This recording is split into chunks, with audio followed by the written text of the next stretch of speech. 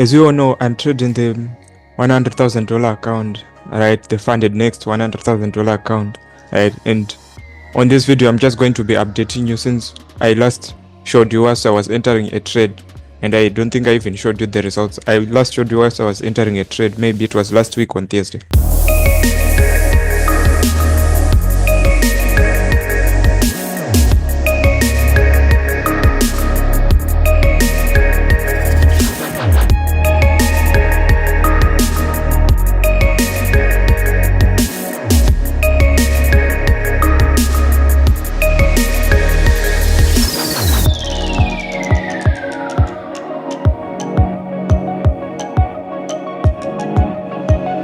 So I'm going to be opening my charts, right? And I'll be showing you how I generalize. You know, as a beginner, right? I think it is wise to generalize your charts using an Excel. You might choose a format you want, or if you want this kind of format, you can tell me in the comment section, right? And I'll just link it, or maybe I'll just send you in my WhatsApp community or in my Telegram channel. These are the 2025 records, right? As you can see, we are in April and May, there are no records yet. June, no records up to wherever it can reach. But let's go to January. As I told you, my PC had a problem. So the records since last year, right, until this year in January, they are not to be found. But I started using my friend's PC in February. So those records, I just put them in a flash drive, and I found a flash drive though that had some of the records of last year. I don't know why I had put them in the flash drive, but since all my records were on the desktop, but yes, they were there. For example, right, the way I used to enter data, I would take a week, right, enter the reasons why I'm entering a trade and put in with the I would enter maybe, let's say, 3 trades. As you can see, this is Monday 3 June 2024. There are 3 trades, right? And then I will also put the links of what I was doing. And yeah, this was not very professional, but as a beginner, this is what I was doing, right? Yeah, the take profit was 59 and the stop loss was what, 21. I told you it was a small account. So I would put the reasons and everything right, and then I'll take the screenshots of my mobile app. This was so inefficient, as I can say. It was so inefficient. I started using the new system in, I think, in August last year. So since last year in April, let me say last year in February, because you see they are written from February, right? Since last year in February, I was using this type of recording, notepad plus screenshots, notepad plus screenshots, every month, every week, right? Until in August, that's when I started utilizing the Excel, which was very efficient. But in those days, I was using Excel for each month. Like, as you can see, this Excel has all the 2025 records, but in those days I was using one Excel per each month, right? One worksheet per each month, right? So nowadays I'm just using the whole year. I'll just put them, all the worksheets, I'll just put them in all the worksheets, I'll just put them in one workbook, right? So going on, January, no records. February, there are records. I think we were up about 18%, which it was massive. I told you the results I was getting from October to January, they were massive. In February, this was one of the excessive months. You can see there were a bit of losses, right? very few losses, in fact, very few losses, right? And I got a 29%, approximately 30% increase in the whole month. Trading the 100k funded next. Now going to March, right? Because I wanted to duplicate the same results. As you can see, I was using a stop loss of 0.6 at start. As soon as I saw that I have won about 6% gain in my trading capital, right?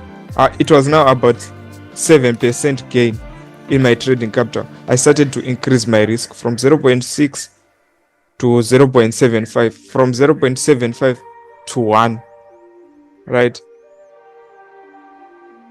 And I don't know what happens when you somehow increase. It seems like the markets know that you have increased your risk. That's when you get a loss, right? So this compounding, I wanted to implement it in March, since I had seen that it was profitable very much here, because that's how I was trading since October.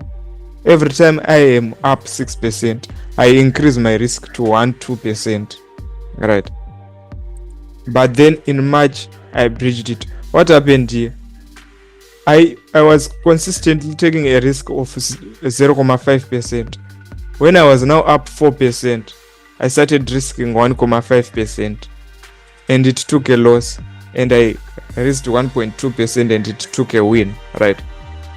And I risked a small one, and it took a loss, and I said, this inconsistent will kill me.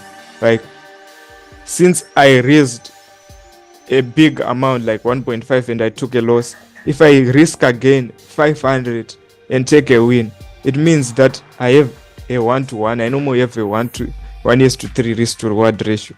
So I said to myself, let me keep on risking those big amounts. I wanted a big comeback. This was now more of emotional trading. Then I risked 2% in one trade, right? And got down. And then I risked 2.8% in one trade. So what was happening was that when an account is bridged, right, you see it written on the account minus 8,000, which is minus 8% for breaching an account, or minus 10,000, which is minus 10% for breaching an account. But because I had profits, I was reluctant, right? I was seeing my balance, right, and my equity still at 100,000, 103,000, 105,000. I was being reluctant and being ignorant to the daily rule. The daily rule says you should not lose 5% of the initial deposit in one day. So from when the day started, this day when I took these two trades, right, from when the day started, I did not have any profits. So if I had lost $5,000 in that same day, right, I was going to lose that account. Maybe if I had profits, right, maybe 2,000 in the morning, right, and then I lose 5,000, it will be considered a 3,000 drawdown for the day, right? So I was reluctant because I was feeling comfortable looking at the equity, seeing the balance, seeing that since I'm not yet in drawdown, let me just keep on risking more, right? Let me just keep on risking more. When I risked more, I breached the account. When I went to check, then I realized that I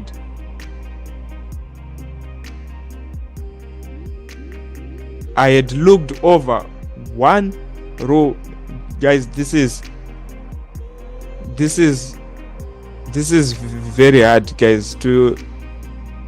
It is very difficult. It is painful sometimes, because you'll be doing everything you can, right, to maintain consistency, but it's part of life. It's part of the game, breaching accounts. And but people should now start should now stop blowing accounts. We no more want to see people blow account, because how can you blow an account whilst you are risking 0.3 0.5 or 1% of the account? Are you telling me that you lost 100 trades in one day? So yeah, an account, if it is a funded, it can be breached. But if it was my personal account, this account would still be there, it will still be existing, and it will be well, maybe it would be up by now. So that was March, and from there on I never wanted to compound on a risk, to put 2% risk. No, that's when I changed my rule that no matter what happens, I do not take a risk which is more than 2%. This one was already 3% risk, 2.8. It was already nearly what, 3% risk. So personally, after this encounter, you learn a lot of things, guys, through the ups and downs. After this encounter in April now, that's when you see that I was using what, a consistent risk of 0.5 to 1%. 0.5 to 1%. If it was 1.2, this was somehow maybe a mistake, or maybe the graph had already moved in my direction and the risk had to be bigger, because the stop loss will be at a fixed price, where we anticipate that the graph, if the graph passes this line, for sure I'm wrong in that direction. So as you can see, I was following consistent on this trade, right? On this trade I risked 0.45, but it rounds up the numbers, right? This is a 0.45%, right? But it just rounds up the numbers, right? It was a full TP.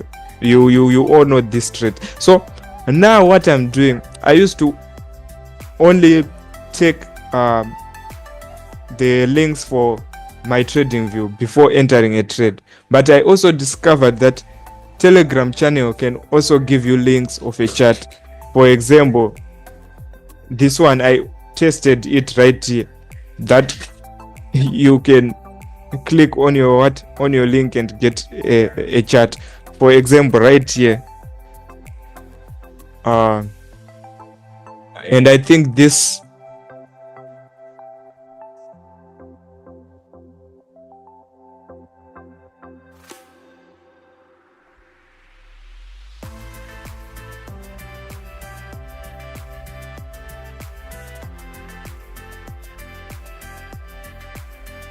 you see, directly it went to give me where I gave the signal, USDJPY.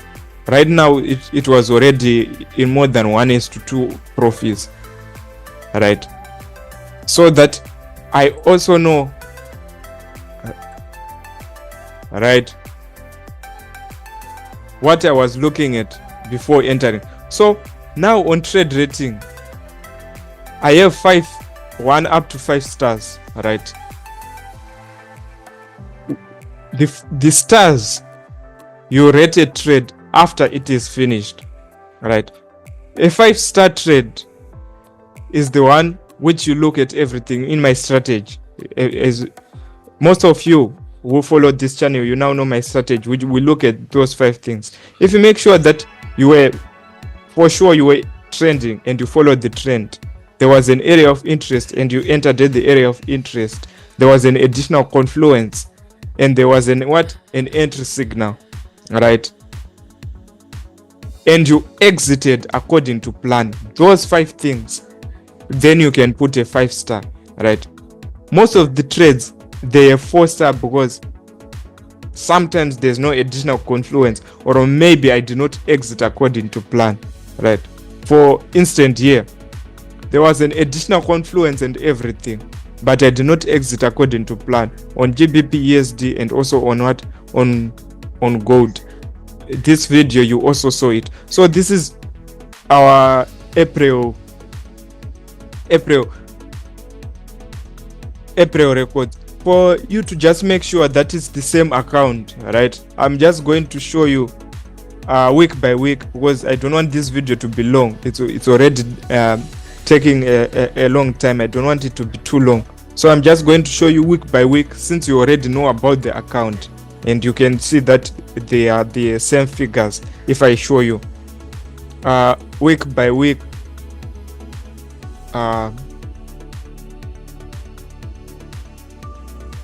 the first week of April, right, 7,506.84. this one, as you can see, it is matching what the first week we are seeing in my records. The second week in April, from 7 to 11,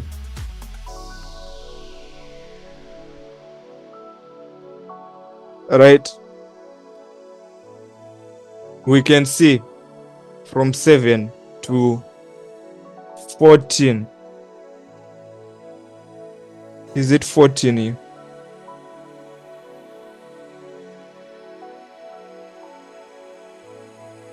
From 7 to 11, right? On 11, I did not take a trade. I only took a trade on 7, 8, and 10. So you are seeing that most of the time I'm trading only 3 days. Like first week, it was only 3 days. Second week, 3 days. Third week, only 2 days. I traded only 2 days. Third week, it is now also it is now also, there's now also a additional to me having exams and also being busy with other things, right? But generally, less is more in trading. Generally, less is more. You can see that this whole month, I took only one loss. The other reds, they are break evens, right? When I scale up, right, when we are in a 15-minute trade and we scalp in positions, right, and they do not go very well, they hit stop loss, but it's the same position which we add. So I just add the overall lot size, right, and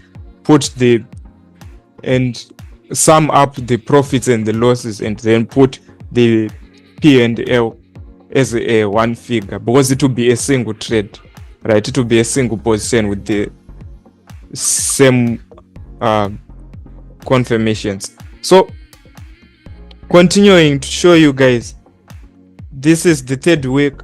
We have 2,839.11 as it is also right here. And then the last week, which is 14 to 18, which I only traded 2 days. The first one, which I took GBP USD and gold and got a $2,000. We were together online. And then this one,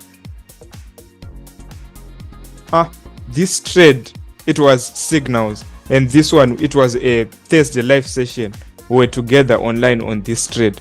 The other trade, which was USD card, I did not get in, but it TP though. So you can see that the analysis for this month, it was all blues except for one trade, right?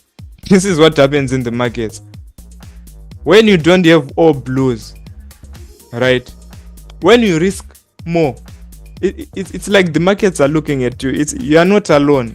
I also feel like the markets are looking at me. When I risk more, right, it's when it hits my stop loss. But when I maintain a constant risk, look here, there is no more than 1%. It's 0.5 up to 1%. But look here, when I wanted to do 2%, 3%, there were a lot of losses. But here, you saw the records in the phone. It is all the same, right? 2,000 6,171.8, exactly the same. So this is how I journalize my trades. What I look at, I just press the link, right? What I look at before entering the trade, right? Yeah, this one is a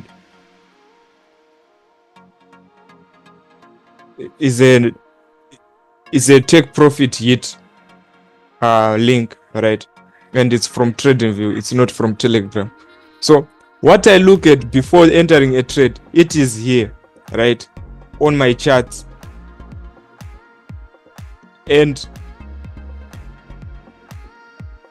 what the rating of the trade is, right? Because we don't want, I started doing trade ratings in April so that I can I can monitor the setups I'm taking. Are they A setups? Are they A plus setups? Because you don't want to be taking every setup, right, which is not. Because just imagine, I only traded overall 8 days and the month is already ending. Today is already 22 April, but I only traded 8 days. But look at the percentage gain. It is already 13% in only 8 days. Most of the times I'm busy, yes, but sometimes I just sit on my hands. Like today, I just sat on my hands. Today there was not much doing. Went to school though, yes, I went to school, and after that I went to some part-time, but I just sit on my hands. Right now I could enter a trade, right, because at 8 p.m. I was on the chart. I could enter a trade, but what is my trading plan? My trading plan tells me to take trades from 10 a.m., which is opening of Berlin session. If I want to trade London session, which is now 11 a.m., I take trades from 11 a.m., right? And then I trade what? From 10 or 11 a.m. up to what? 8 p.m., which means all positions should be opened and closed within that period of time, within those 10 hours, right? So I usually take 2 hours in London session and 2 hours in New York session, analyzing and trading, right? Sometimes I only take in London session and I have my take profits and I'm good to go, right? So this is it. And what is nice about using Excel, you don't need to type everything in. You just have to type your profit. For example, if I type here, if I have a 1 to 4 risk to reward on a 0.5% trade, which means my take profit will be 2,000 right here, right? If I write, you see automatically it turns green, right? Because there are 4 formulas. I filled in the formulas, right? Conditional formatting, and you see that the risk to reward, it completely updates, right? Because we don't want the risk to reward that you planned. We want the risk to reward that you catch, because the market conditions, right, they have something different with what you are planning, right? If I am to write, let's say minus 650, let's say there was sudden news I did not anticipate, and there was slippage or maybe high volatility, and my stop order, my stop loss was executed after the graph had already gone about maybe 15 pips away from my favor in gold, right? It quickly updates that the RR factor is what? Minus 1.3. And when it is a negative, you should make sure that you target that it is 1 or less. When it is a positive, you should target that it is, on average, it must be a what? 2 or more. These are break evens. Where you see there's a gray area, it will be a break even, right? And those green areas, they are profits as usual, and red areas, they are losses, as we all know, right? So those break even, this is why I do not record them as what? As profits, because this is a 0.2 R factor, but At least if it was a 0.5 other factor, because I know that my stop loss is a 0.5%. So if it is a 0.5 other factor, I can as well as record it as a profit. Like for example, here it's a 0.6 other factor, so I can record this as a profit, right? So everything, it automatically calculates, right? There are formulas, I filled them in on my own. If you want to copy, you can just copy it as it is, or you can make your own, right? As I said, let's say there's something that happened, right, and then I just lose 5,000 in one trade, or maybe let's say 4,220, right? 4,320, I mean. You see that it updates the ending balance. I wanted to say minus 4,320. It automatically updates the ending balance. It is now from a 12%, it is now an 8% gain, right? And it also automatically updates the weekly profits, right?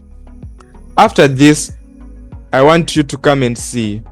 You see that it has dropped from where it was right here, because what this chart is using, it's using the information in the ending balance.